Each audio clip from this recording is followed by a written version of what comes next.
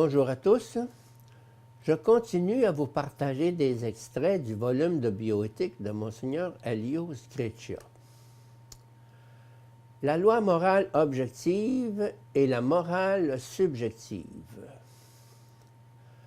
L'amateur d'éthique, et encore plus l'éducateur, devra distinguer la valeur objective d'une action du moment subjectif où cette action a été conçue et décidée à l'intérieur du sujet.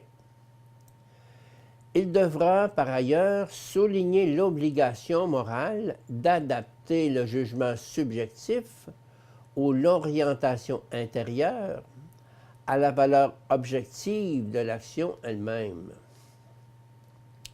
En fait, ce jugement suppose d'abord une confrontation avec la norme ou la loi qui explicite l'objectivité des valeurs et leur hiérarchie.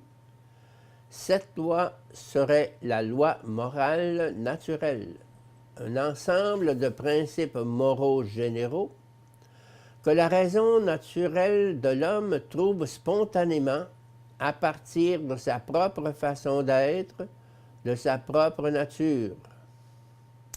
C'est une loi universelle et immuable, tout comme la nature humaine elle-même. La loi naturelle est perçue comme le reflet de la loi éternelle. Un médecin peut, d'une manière immédiate, avoir conscience qu'il ne peut pas accéder à la demande d'euthanasie faite par un malade souffrant et désespéré, soit à cause d'une réaction immédiate de sa propre conscience, soit de façon plus consciente, par référence à la norme d'ordre rationnel qui sanctionne l'intangibilité de la vie humaine. Et ce fait peut être reconnu comme il l'est en réalité, comme le reflet de la loi du Créateur, qui a créé l'homme et ne lui a pas concédé de disposer arbitrairement de la vie et de la mort pour lui-même et pour les autres. Il faut se souvenir que le sujet responsable, proportionnellement au type de responsabilité qu'il exerce, devra s'engager pleinement afin d'éviter l'erreur. La liberté qui est réalisatrice de l'être, quand elle décide librement selon la vérité, peut choisir le contraire de son bien ou de celui d'autrui. En fait, la liberté n'est pas complète si elle est conçue simplement comme une liberté face aux contraintes extérieures, politiques et économiques ou autres.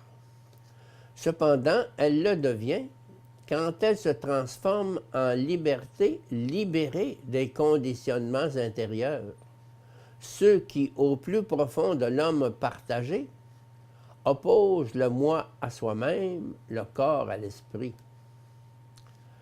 Par ailleurs, il n'est pas logique ni prévisible que celui qui ne sait pas libérer soi-même de l'égoïsme soit un authentique bâtisseur de liberté. Des conditionnements qui peuvent réduire la capacité d'autodétermination et de choix peuvent peser sur la liberté déjà fragile. Ces conditionnements peuvent diminuer et parfois annuler la responsabilité.